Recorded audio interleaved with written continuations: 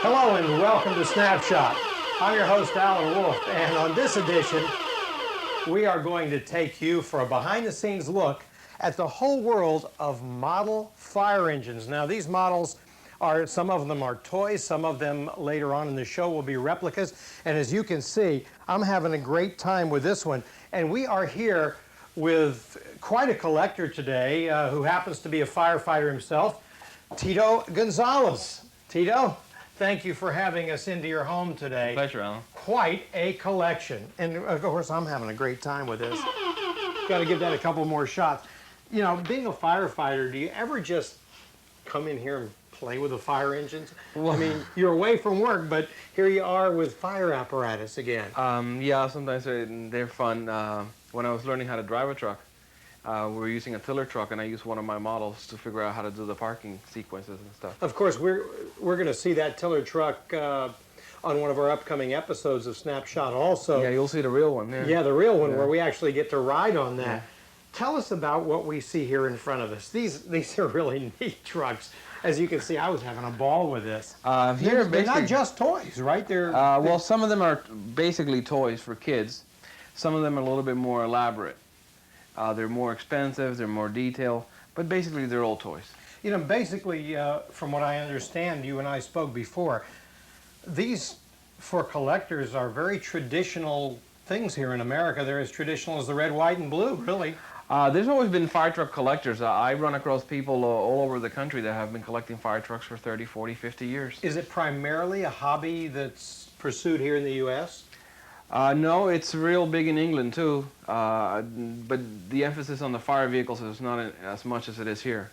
Well, we noticed with your collection that everything you have here is a toy. There is another aspect to this that we will investigate a little bit later with actual handmade replicas, correct? Right. There's a lot of people that put together scale replicas of actual fire trucks that exist, down to the axe and the flashlight on the truck.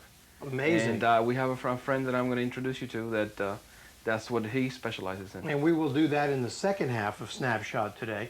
All of these are working toys, correct? At one time or another, yes, they tend to work. They're very temperamental. These toys, one of the reasons why they're so rare is because they were made very economically. Like, you know, when this sold at the store, this probably sold for $8 or $9 at a store. And this is plastic. It is plastic. It's Chinese, Taiwanese. Are there various classes, plastic, metals, and so on? Well, there's all different kinds and combinations of kinds. What I try to do is I try to classify them into either tin, plastic, slush, which is a combination of lead and zinc, and the combination trucks, which are half plastic, half metal. And I understand this one works as well. Right. And we'll just put this down. We have the fireman actually climbing the ladder. Let me tell you, I've tried that before, and that's frightening for me. There's Alan Wolfe going up the ladder, except this one has a big, kind of a non-frightened look. Yeah. Much different from me. Now, this particular truck is what they call a bump and go. Okay. And once it goes through the cycle, it'll run. And it has a bumper here that's spring-loaded, and when it hits, it activates and it stops it. And up goes the And it goes through the cycle again. It comes down through the cycle, then it'll proceed again until it bumps, and then it goes all over again. Is this an American-made toy? No, this is Taiwan. Perhaps the reason for the purple-colored lights on here as well. Well, I don't understand that either, because I have some older Japanese toys that date from the 50s that also had the blue lens. I don't know if it was the availability of the blue color in the plastic, because they seem to take a lot of stuff and mix it up. Like maybe these lights came off of an original police car, and then when they stopped production, then they used them on a fire truck. This is a perfect example here of this truck. This is a 1920 Keystone water tower, and it's extremely, extremely rare. And this is also the biggest antique one I have. And do any of these parts actually move? Well, this truck in particular, I'm in the process of restoring it. I got interrupted with Hurricane Andrew. Didn't we all? Yeah, but here it has a piston. And, you know, again, this is all will be hinged in once it's finished. It has a piston that you crank up just like you would an old car. And that piston would generate pressure, which is the pressure comes up through here through a hose into this water tank. And in the water tank, out of here comes a little hose that comes in through here. And then we have the pressure regulators here and the gear drives. And then this thing will elevate, and there's a piston that goes to the tip of it, and it will shoot a stream of water as far as 20, 25 feet. Now, this is a restored piece. I'm in the process of restoring it, yes. Oh, it's not finished? What will it contain when it is finally finished that we don't see? It will here? have a nickel silver nozzle here, and there's missing a couple of gears. The ladders here, I have to custom make the ladders. I'm going to make them out of oak, and just a couple of hoses. It's pretty much close to being restored. What do we have here? It's metal. Well, this happens to be the Yeah. smallest antique fire truck I have, and this is a Tootsie toy, and this came from a micro set, and this is circa 1927. Does the size or lack thereof, a large size, give it significantly more or less value than other pieces? No, the value is mostly on the look of the toy, the character, and the age and the company. Okay, this is in the process of restoration.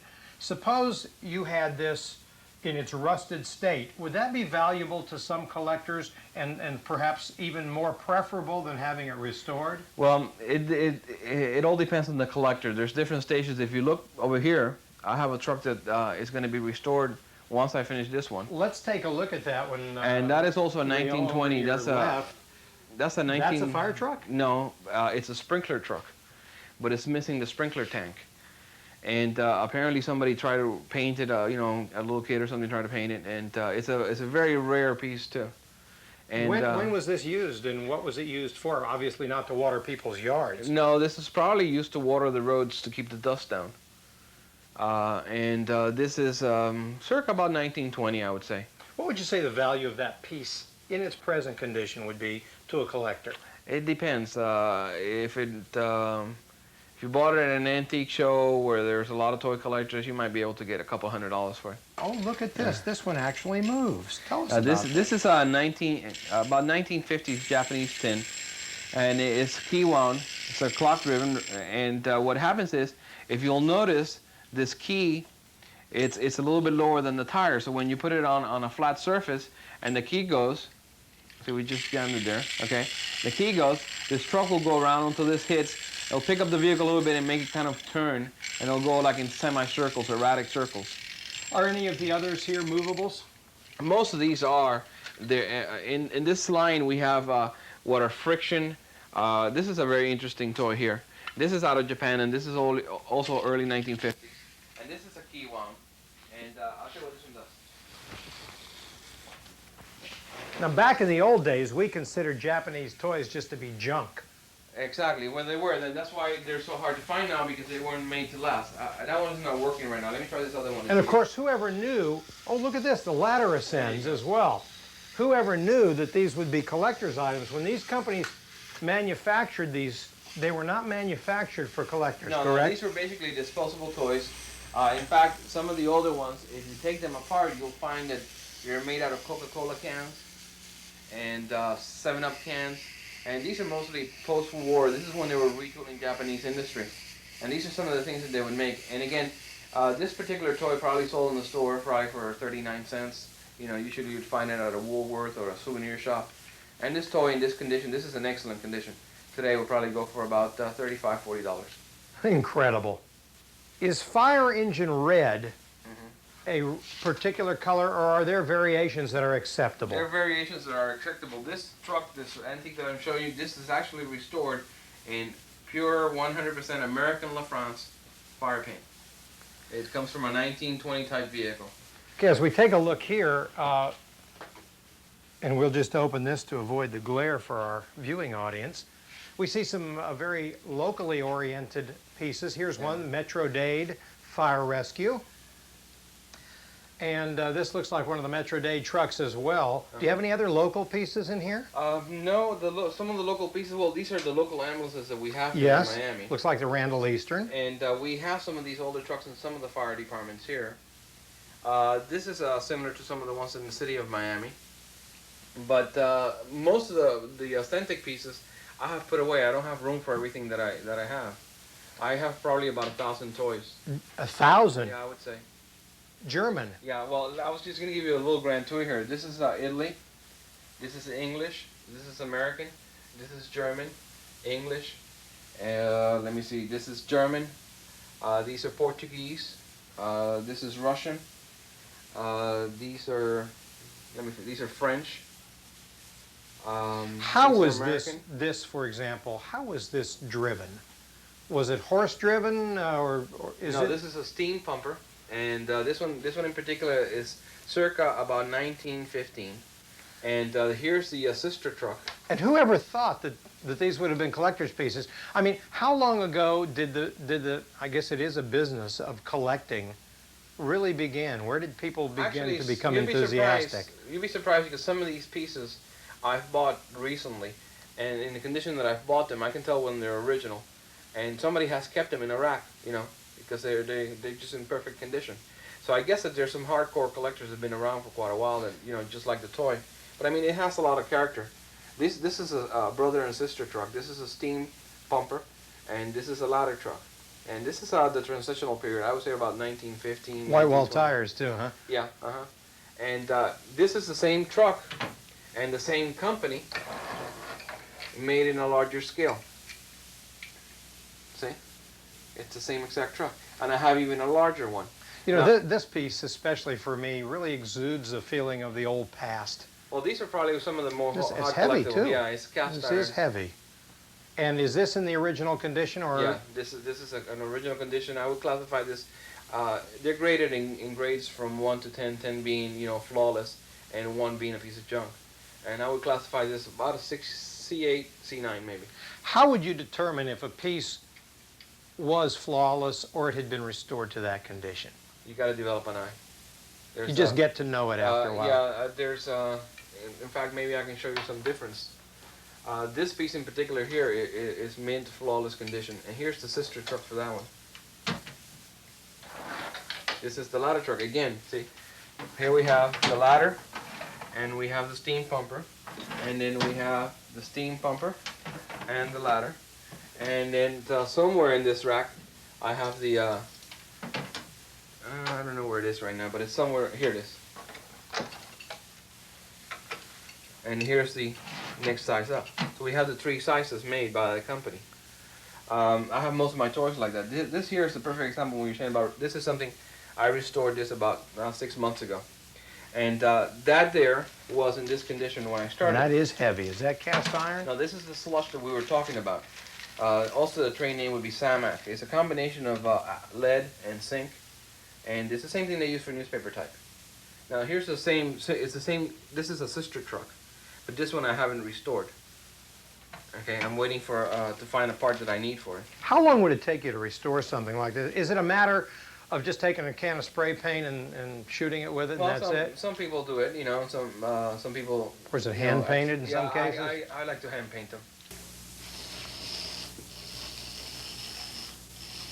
What kind of truck are we looking at there? Now this is a combination of a little engine ladder truck combination.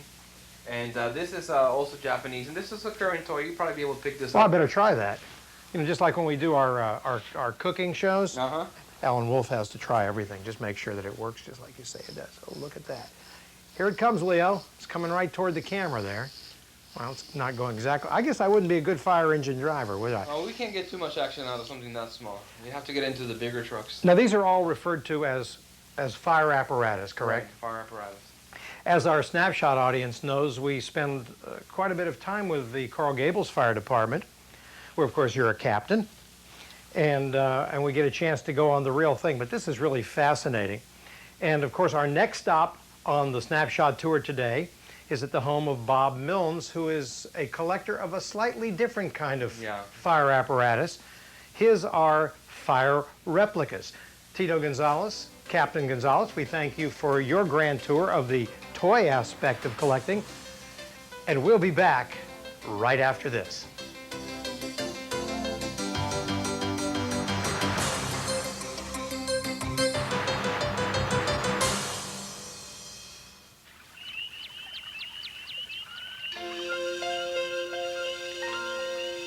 The animals in the forest. If they could talk, what would they say? They might say, be careful with fire in the forest. Just like Smokey says, Only you can prevent forest fires. Well, Alan Wolfe back with you as promised. We are here with what I called replicas and what Bob calls scale models, and these are 1/25th scale. So what does that mean, Bob? Well, it means they're at basically quarter size of what a real truck would be. Now they're So if we actually walked up to the smaller real than that. truck with this scale model, we should see precisely what we see on that truck, except at a smaller scale. Yes. I mean, the headlights would be It's 1/20 exactly 1/25th. 1/25th the size of a real truck. What are we looking at here? Well, this is a model of Coral Gables, one of Coral Gables' 1980 Persh pumper. This truck, I believe, is now in reserve service, but this was built for me by a friend of mine in California, and I gave him drawings and photographs of the truck, and he scaled it down to the 25th scale. What is your background in fire equipment? Well, I now sell fire trucks for a living and have for about 10 years. Prior to that, I was a volunteer firefighter for 9 years up in the Washington, D.C. area. I notice here also you've got scanners, radio receivers. Oh, You yeah. really enjoy listening to this as well. Kind of Absolutely. really into the hobby. Well, I was one of the founders of the Greater Miami Code 1 Association that operates an emergency canteen at the scenes of fires here in the Dade County area. Are there a lot of people with similar interest around the country? Oh, yes. You know, earlier we were with Tito Gonzalez, who's a firefighter with the city of Coral Gables, and he was telling us that he really just enjoys looking at these. Is that how you derive your enjoyment from these? Yes. Well, and I Obviously also yours build... are not toys. You can't play with these. No. And I build fire trucks, model fire trucks as well, and it's a relaxation. And of course you sell the real Yep. thing. You go around Yep. and sell it to fire departments here and there. Ever since I was a kid, I had a fascination with fire trucks. You know, many kids do. I had toys when I was a kid and had no idea until we visited Tito that what we thought were just toys actually became very collectible items in terms of fire collectors. Oh, absolutely. Very expensive Another items. pumper? This one is, this truck is gone, but this was one of two Ward LaFrance pumpers from the early 70s that Coral Gables had. Very distinctive cab. It was called the Ambassador cab, and that's the reason I had a model built of this particular truck. It's considered a classic cab in American fire vehicles. Where do we find most fire apparatus manufacturers? Well, they're spread all around the country, but for some reason, The country being the United United States, States. yeah. Primarily a U.S. industry? it's a very parochial industry in as much as all of the fire apparatus purchased in the United States is domestically built. But the largest builders of apparatus are actually foreign builders. But for some reason, a large number of builders are centered in Wisconsin. This is a model of Miami's amphibious fireboat. And this vehicle was actually built for the Vietnam War. It's called a Lark 5. And it was used for offloading cargo from freighters and then taken up the Mekong Delta. And this unit can drive right up on land and fight a fire on land or fight a fire in the water. Was there any equipment on here for combat beside firefighting No, equipment? these were a non-combat vehicle, but they were built, you could blow one of these 4 tires off and still carry a full load of 5 tons of cargo with it. So it's a very tough piece of equipment. 2 questions for you. Mm-hmm. How much does a scale model like this cost? And how much does the real thing cost? Ballpark figures. The real thing was about $500,000. The model, about $400. I see that we have the Metro Dade Fire Rescue, the Air Rescue, Rescue 1 they call it, Right. I think. Mm-hmm. That model came from Bill Helicopter as a thank you for some work that I did for him on that particular project. How are they equipped inside? The helicopter itself? What's in there? Well, it's configured for carrying up to 4 patients or 15 outfitted firefighters. The configuration changes according to what the needs are going to be for the particular mission. I think Metro Dade keeps theirs outfitted all the time to carry patients rather than firefighters. Over here I notice you have a number of other fire apparatus. In fact, I see the LTI up on top, which our Snapshot viewers are going to have an opportunity to actually see us go in. I don't know what the expression on my face will be up at 100+ feet, but that is quite an interesting truck. That happens to be the City of Miami version, correct? Yes, now that's a mass-produced die-cast model, and that was done by the LTI company as a promotional item. And that's in 1/43rd scale as compared to, in fact, here you have the 3 scales. This is a 1/43rd scale full die-cast, meaning all metal. Because actually, I believe this is about 50 feet from here to here on the actual truck. Yes. And this is a 1/32nd scale model of an older telesquirt unit that Dade County had. That truck's gone now. And then this is a 1/25th scale model of Miami Engine 9. That Now, truck where did is this still come in from? service. This was built by the same gentleman that built these for me, as was this one. City of Miami Special Tactics. Well, now that truck is a model of what was known as Foam 3 in the City of Miami. And that truck was just replaced by this model. Okay, and we're going to bring that over and take a look at it. This is not my model. This model was Look built. at the detail on this, folks. This model was built for one of the chiefs in Miami, and this truck replaced that Foam 3 unit. This is very similar to the service truck that I see in the city of Coral Yes. Gables. Same company built both trucks, and although this particular truck for the City of Miami was built for hazardous materials responses, and the Gables unit was built for heavy rescue and air supply and such. I don't guess any of these move, do they? No. Any Nope. have moving parts, doors that open? Some of anything these like that? models do. One down here in the case does. In fact, And before you and I were talking about how many of these scale models you had, and I asked you if you had over 1,000, you said probably about 10,000. Now, how long did it take you to collect that many? 25 years. Yeah. Do Yeah. you do it every day? I mean, are you always out there looking for new things? No, not really, but it's funny, once you're in this hobby for a while, people contact you constantly.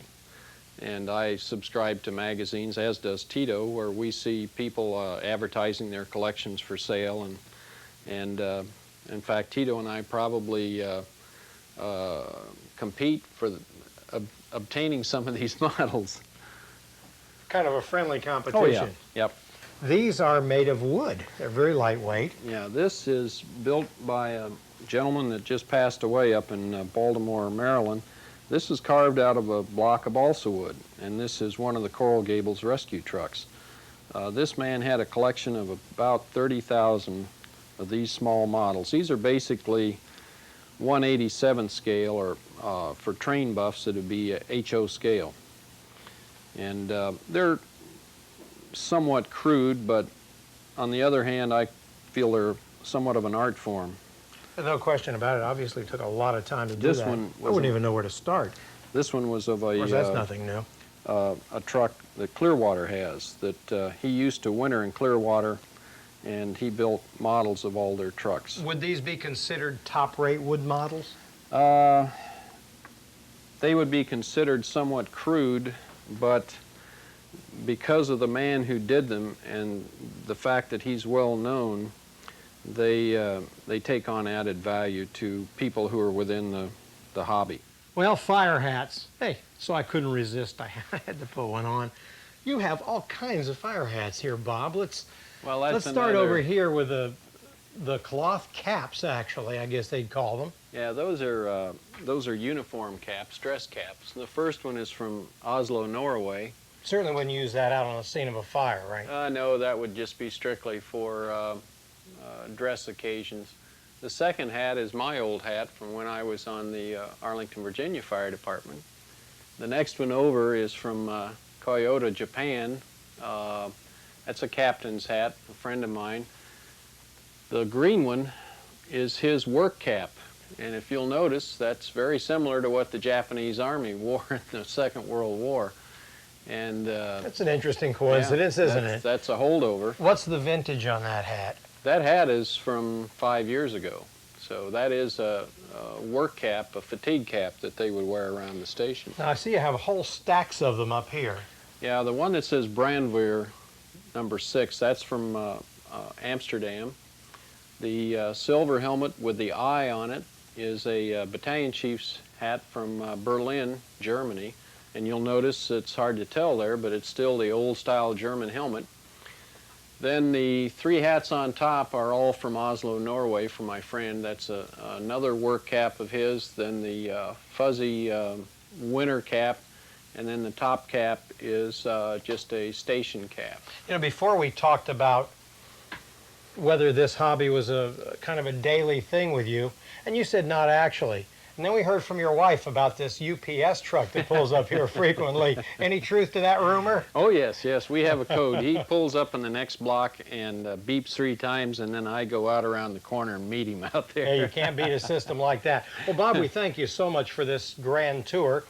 As we also thank Tito Gonzalez, who was with us earlier in the toy portion of this collection of fire apparatus. And we certainly thank you for joining us on this edition of Snapshot. If you have any questions or comments or any program ideas for us, we'd like to hear from you. That number is 460-5521. Till next time, I'm your host, Alan Wolfe, reminding you, keep your focus right here on Snapshot, and we'll see you then.